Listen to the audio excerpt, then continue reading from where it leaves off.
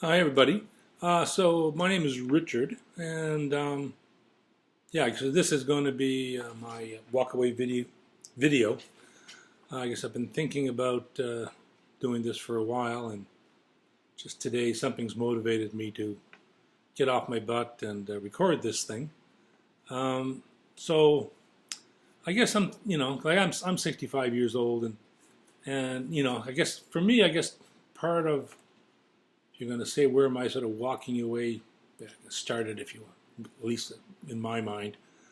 I mean, when I went, university many decades ago, at one point, and it was back in the early '70s, and it was a very different era, and the second wave of feminism was just surging along, great guns then, and I was, enamored of it and sort of bought into it pretty strongly at that time. But I remember at one time, at some point, it was like 5 or 10 years later, I ran into some circumstance where there was some, woman or women sort of, you know, coming up with, your sort of what I would say now, so your typical feminist sort of, victim narrative, and I just something snapped in me, and I just stopped buying it. It's like, and of course now we've had 40 years of it, that they've instituted social changes, actually transforming the world, and their narrative hasn't changed.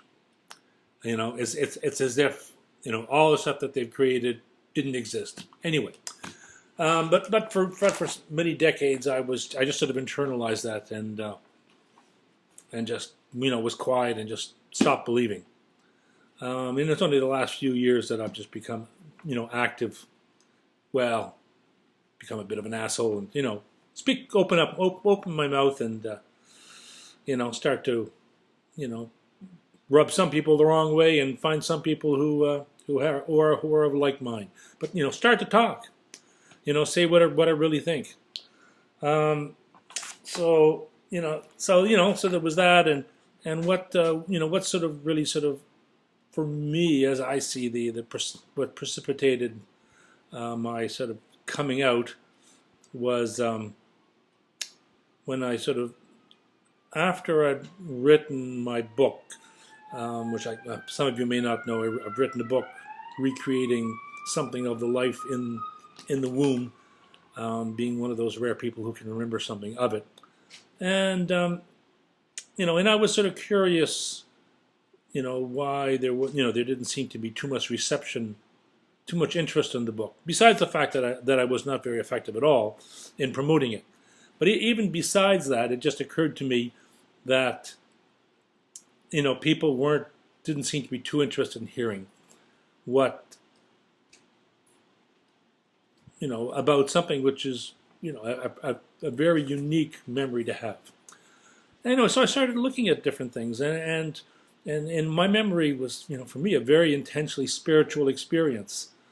And so that was, I forget when that I wrote the book. It was 2014, 2015, and so I became very I started looking into a lot of things during that time, and this was sort of for me just really a powerful time for the internet and what it was about, and it was the lead up to the American presidential election and just a tumultuous time.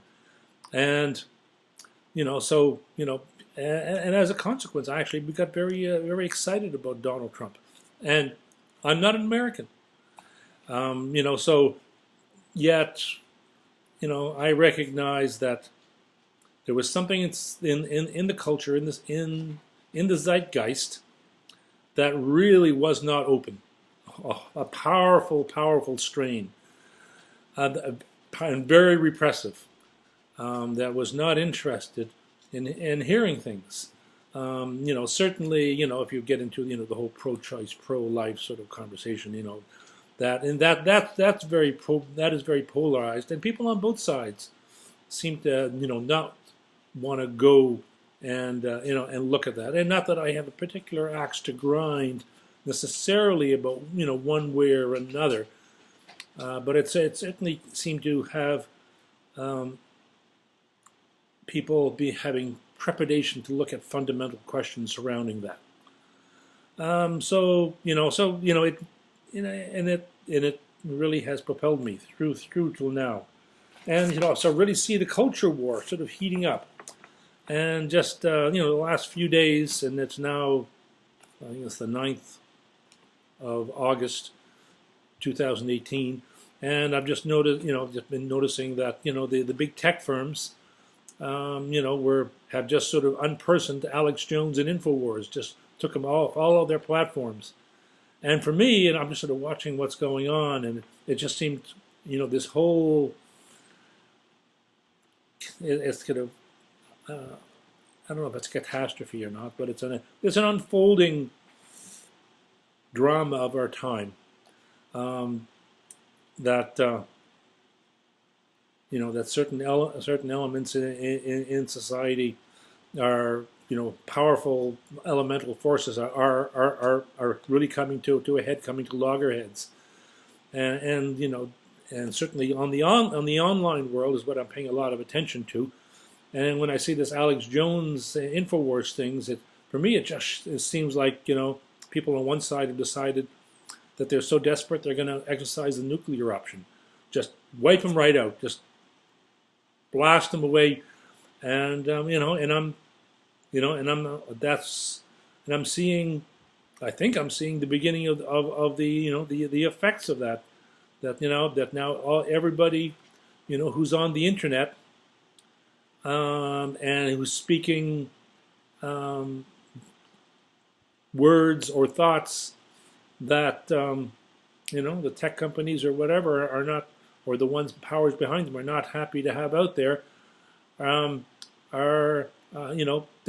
see that it's war, and they're looking for other options. They see that this has all come to another level, and on part of me is really fascinated, and I think it's exciting, and it's a natural evolution. I mean, I was growing up as a young guy in the 1960s, and and I recall seeing my parents' generation, the World War II generation, and the ones who came out of the Great Depression, and they were, let's just say, they were dumbfounded that their children, to a large extent, rejected the perfect world, that what they saw as a perfect world that they had created. And so, I mean, they had, and I can't take that away from them, that it was a perfect world for them, and my generation did reject it to a very large extent. And I recall the strife and the unease and just the chaos of that time that went on for a decade easily. And I'm seeing the same thing happening again. I'm seeing now my generation, by and large, and the values that we brought forward, now starting to be rejected in turn. It's like this is the values that we brought forward had the seeds of their own destruction right from the start, and those seeds have been growing now for, let's say, 50 years, 2 or 3 generations. And now they have come full force, and the shift again is upon us. Every revolution has the seeds of its own demise right at the start, part of the human condition. And so I'm excited at these times, and it's to see and participate in what will come out of it. Thank you very much.